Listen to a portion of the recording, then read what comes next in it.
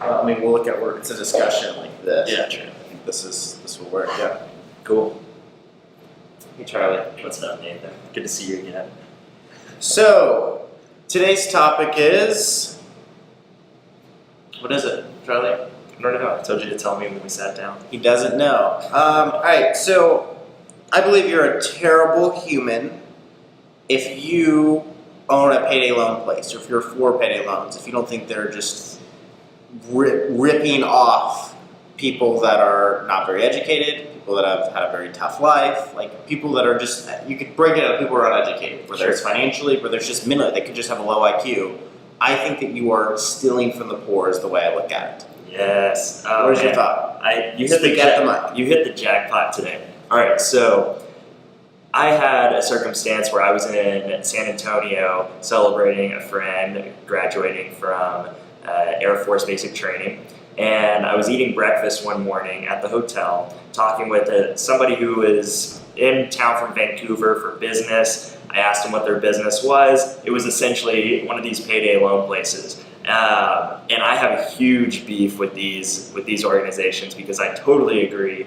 Like, it's a terrible business model. You're taking from people who don't have a choice almost. Like, they're trying to survive. It's a great opportunity for them to take advantage of money quick if they're responsible, but still it's pretty shifty as far as, the people that are in the position to have to take from these places. A lot of times they're in a really tough spot where that's all they have left that they're giving up, whether it be their title or whatever it is. And I see where it serves its purpose, but at the same time, from a business perspective, it's a greed move. You're trying to get every last nickel out of these people. Sure, there are opportunities where it could be a game changer for someone in a terrible spot, but most of the time it's not. It's someone that's wanting to go in, cash their check in early so they can get a new tattoo, or get something that really is meaningless. And these organizations sit there and still take the money regardless of the decision that's behind it. If they were really in a good business, then what they would do is they would sit down and consult with these people before they essentially loan shark. And I think they would help them get bank accounts. Sure. They would teach financial classes. They would get them set up for success. Yeah, their goal would be like, hey, we're here to help the people that no one else will help. Sure. Let's start it. Now, what that means to help the people no one will help is to actually help them. To give them an 800% loan is to cheat them. Sure, exactly. And I think that's it. It's like, I've heard from sources that the CEO of Advance Financial personally made $20 million last year. I don't doubt it, yeah. So Advance Financial is a local payday loan place. They have like 60 locations, they're open 24/7. That looks successful, but you got to think, how much money are you making off? Because they pay their employees well. My friend worked there. I'm not naming his name, and he talked about just all the shifty things they had to do. And he said, I got paid. He got paid really well, but he was like, I just couldn't live with myself. And I thought, why are we as a society accepting that? Why do we see? At the end of the day, like, if somebody comes out and says something racist, us as a society says, no, I'm not with that guy. Sure. When somebody comes out with a terrible business that attacks people, I know it's not attacking, but I guess that preys on people. Well, and attack's a great word. So the individual that I had breakfast with in San Antonio, I was like, all right, this is a great opportunity for me to learn more about the business model. Maybe it's not all bad. Maybe that's just my my initial assumption of, okay, wow, you're preying on the poor. But the first way this individual described the business was defensive. We don't take advantage of people,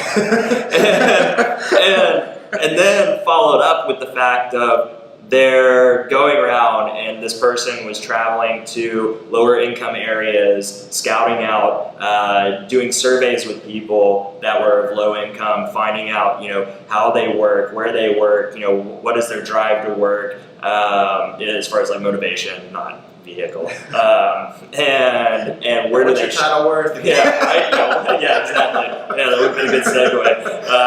But yeah, it was to try and figure out what motivated the people in the lower income areas, and I guess, I mean, that was a coaching mechanism, but essentially all it was to figure out where we're putting the next store. I struggle with it because, I mean, if they're really there to create success, I mean, at the end of the day, they're there to cash somebody out and either take that vehicle or, take that check when it comes in, or get their money back in some way. And they don't want to see that person again. Like, at the end of the day, they want to make the transaction and never see the person again. Or they want to see them every time so they get 1% of the check for life. Right. Well, yeah. Get it almost like as a gambling fee. It's like, okay, yeah, you can come in here and cash in a debt with us and keep it for a while. But I really struggle because at the end of the day, I think that the people that are making decisions it's a rash decision. It's not an educated decision, and these institutions should serve as a educational mechanism for these people to keep them out of that position. I mean, granted, that also kills their business model to an extent, but I don't know. I think there needs to be at least some more. Good at night. Are you making the world a better place? Well, there's some people that don't care about that. Yeah. I mean, there's some people that don't care. So let's play devil's advocate. Let's go back. So I've made this claim. People say, well, what about casinos? What about stuff like that? I'll let you start with why you think it's totally a different thing than, let's say, a casino. Okay. Well, if you do think it is, maybe sure. I struggle with it a little bit. I mean, at the end of the day, you're not getting a bigger return out of a payday loan. You're getting less of a return. You're immediately giving up money that essentially you would have gotten say you got paid $100, but you went to a payday loan first. Well, now at the end of the day, sure, you got $100 immediately, but in reality, if you just waited a week to get that tattoo or whatever it is, then you would have the full 100. Yeah, and I want to say that it's not everybody. It's somebody who could desperately need help and has no money and has no options. Like maybe you've got a small family and you have to put bread on the table. Yeah, I mean like ambulance fee or something comes up. I mean, so it's not like, but it's a thing of, even if that's the case, it all comes down to not enough income coming in, which somebody needs to either help you with your resume, somebody needs to help you dress better, somebody needs to teach you how to ace a job interview. Like, it is an educational thing to make more money. Sure. So my thing is, I'm not saying that people go to these that are all a bunch of losers that get tattoos and live like whatever. I'm just saying that like, the job should not be to continue to prey on people. The job should be to take people from A to B. And eventually could grow into a real, Advanced Financial could turn into a real bank, and then they could become their clients and they could build something really great. And they say, we started with people that had nothing and we built them up. And that could be their model, and they did good. And it would be an amazing mission. Yeah. It would be a fantastic mission. It would be like, they would even be set up better and stronger. Is there any way to find their turnover rate? I don't know. Now, what we should do, what we could, and I'm sure there's surveys out there, and put them in like the show notes or something, have the breakdown of how many of these transactions are done for actual necessity needs versus frivolous expenses. I'm sure there's something out there that's tracking this, and that's a metric I'd be really interested in, because if it's majority recreational use, then that just totally like makes for a terrible bit. I mean, then we know it's a preying circumstance. So with that, what do you do if you are the CEO of Advanced Financial? Do you change your model into, we're going to become a real bank and we're going to help people take from A to C, or do you just pretend and continue to lie to yourself? Hey, we do good for the world. Well, I don't even know if I really disagree with the fact that they're waking up every morning and telling themselves that we do good in the world. Yeah. I think they wake up every morning and say, how do I get the next 20 people to come in and cash in their paycheck with us? Yeah. Which is awful. But I think I don't think that a truly good person runs a company like that. Yeah. And to close, what do we do? For some reason, our society, the second somebody is upset that the bathroom was just male and female, wasn't gender neutral, wasn't something crazy, everybody freaks out. But then we see that this guy's they're making hundreds of millions of dollars, because as a total, they have to be making hundreds of millions of dollars, and everybody's like, yeah, whatever, it's like this thing of like, as a society, we don't really focus on things that matter. I mean, that's just kind of a fact. We love to focus on buzz topics, but Sure. but as a citizen who lives in Nashville or just lives anywhere, like what do we start educating people, or do we start just saying like, or do we start putting together a coalition of people like, hey, like you're a shitty businessman if you have a business model like that? Like, where is the line where we start to hold people accountable to a high standard? Sure, and I mean the easiest route to correcting any of this is going to be regulation. I mean, there needs to be some sort of regulation out there. What's government supposed to be for? Protecting its citizens. I think that it's a threat to citizens of even middle class now. And I'm like super against government doing absolutely anything, but I think you're right. But yeah, I mean, you come to, I totally agree. It's like, there's a lot of overstepping of government in a lot of different circumstances, especially in 2018. But I think this is a circumstance where the general public is being preyed on, especially the biggest class, which is now becoming the poor class. And I think that what we need better standards out there for preventing the attack on these lower income individuals. I mean, there's plenty of ways out there to establish survival for these people, but I think what really comes down to is that we need to figure out, is it recreational spend that's coming from these payday loans or these title loans, or is it core necessities, like trying to keep the water. But even if it is core necessities, it's still a not knowing how to generate income issue. Sure. Oh yeah. At the end of the day, there's a level of education that needs to occur. Yeah. But even still, I mean, as bad as it sounds, you're gonna have people that don't care enough. There's a lifeline out there through these payday loans, and they don't want to work harder for it. It's a tricky situation because you have both sides. You have people that, if you put the education material in front of them and guided them, they're going to thrive.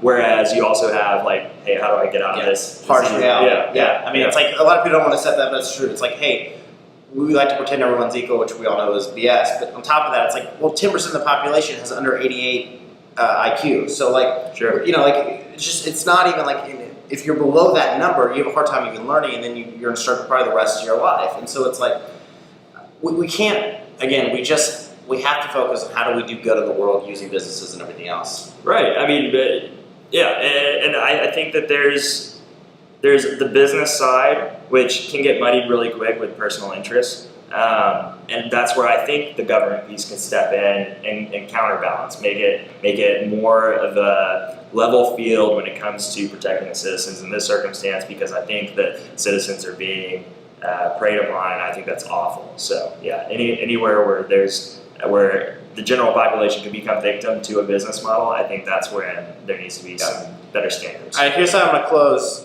I'm going to invite the CEO of Payday Loan Places. So if you know them, tag them in this post. Sure. I would love to invite them into this conference room, film it, have an open discussion. I'm not going to tag, just like let's hear it. If you really, really believe it, if you really believe you're not scamming people and ripping people off, then I'll be here. I'm sure you'll come too. I'd love and to let's just have an open table discussion about it.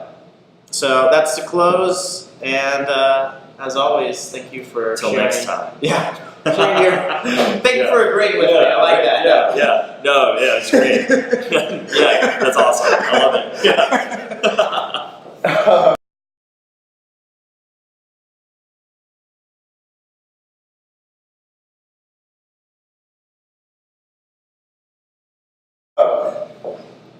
It's just such a. We'll just leave it running. Yeah. It's such a. I was just laughing, like, of course, of all the things, something that I really care about pops up, Well, yeah, and this is like, and I'll, you can stop watching the video at this point, but I said, Jordan, do you want to film a video? I was like, sure. I was like, all right, it's gonna be a social issues. What's it gonna be? I was like, I don't know. And so I thought about doing like abortion or something like that. I was like, no, that's not gonna. I was like, let's actually talk. It's gotta be something business related. I was like, man, Payday Loan Place. I just pass them every day. cringe. Yeah, I pass them every day. And because it's like, I know that its goal was not how to make the world a better place. Right. And people can say like, And I don't know, maybe the first one started out that way. But I think it got bastardized really quick. Yeah, and I'm not saying that loans are not a way to make the world a better place, helping somebody, as they, because it takes money to make money a lot of times. So I'm not saying that. It's 900% loans, and I'm sure, the CEO's going to walk up like, it's only 300%, okay? Yeah. Because of government regulations. It is true. I mean, the government is trying to crack down on it a little bit.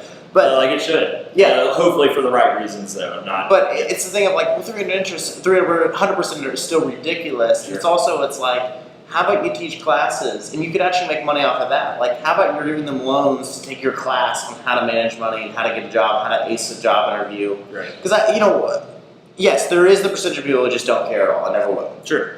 But there is a large percentage of people. I was talking to a girl the other day and in line getting a McFlurry at McDonald's. Guilty pleasure. She said, "Boy, I love your shows." I said, "Thank you." We started talking, and it's just this idea of. She was like, "Wait, you work for yourself? I didn't know people did that." And I was like, "What do you mean?" She's like, I thought that was just She says, "Is that because you're white?" I was like, "No, it's just because I work hard." Yeah. And that is there is this idea of I think a lot of people just think that this is impossible. To get to theirs, and they see a Ferrari drive by, and they think that's impossible. It's like the glass ceiling, issues. Yeah.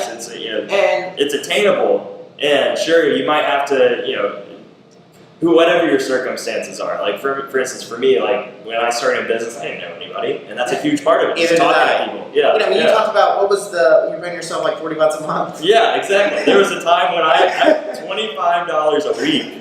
Yeah. And say for me, there was an example. I made 6 figures last year, but still almost went bankrupt because I made some bad financial decisions. There is ups, there is craziness, but you know what? At the end of the day, I knew I have the ability to go out and create more. Because I create value in the world. It's a level of confidence that just comes with day-to-day. But yeah, at 18, I knew absolutely nothing about anything and tried to start a company. And I think I made $5,000 our first year, but I lived at home. So I get to that point. I remember the first time we signed a $50,000 deal doing a website. And I looked at that check, first 50%, $25,000. Yeah. And I was like, oh my God. All right, yeah. Doesn't even seem real. Yeah, and then it's and then the next week we signed another 50, and I was like, yeah, whatever, I'm in the bank. Just every week for but it's this thing, you just grow and you expand, and it's such a good banking model for you to say, hey, what about all these people who don't know? Right. What if we spend the time as our mission to help them? They'll open bank accounts with them. We don't have them overdraft or anything. Or we get declined if they tried that. We don't allow checks. You maybe have some things to stop you from getting screwed as the bank, but you can help people. Sure. To bring it down to the essence of what it is, the big factor that I would like to learn about is if that moral caring is even there. Yeah. Because if it's not, then it's just wasting conversation. What's the stat we're gonna look up? Oh yeah, if how much of the transactions that occur or the money given is used for necessary, need based versus want based.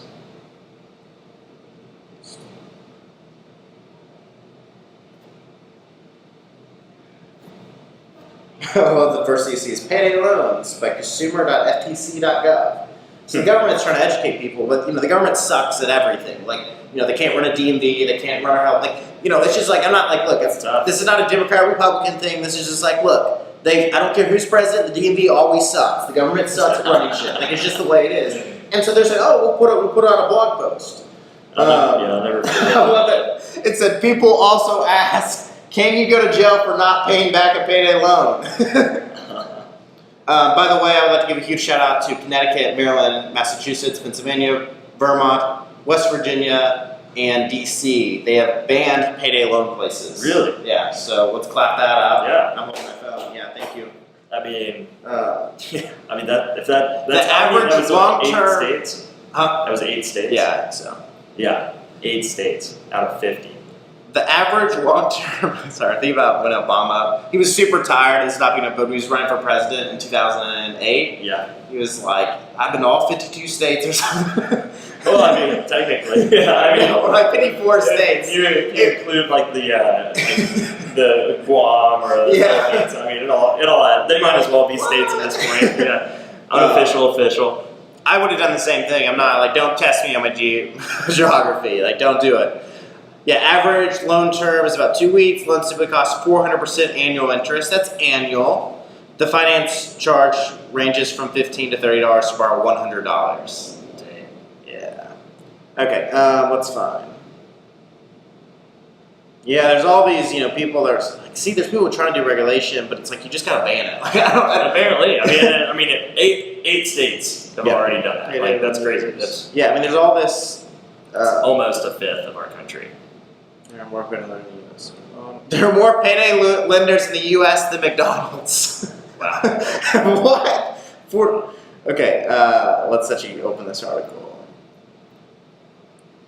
More than 20,000 across the country, while there's 14,267 McDonald's locations. So there's 25% more. That's insane. Yeah, there's nothing about need versus. I'm sure there's a study on there elsewhere. Oh, I'd be interested to see the arguments that were brought up in those 8 states whenever they banned it, because it had to have some really heavy reasoning in order to make a ban of business. And so I'm sure that they have some numbers in there that just take some extra research. Yeah. Sweet. Cool.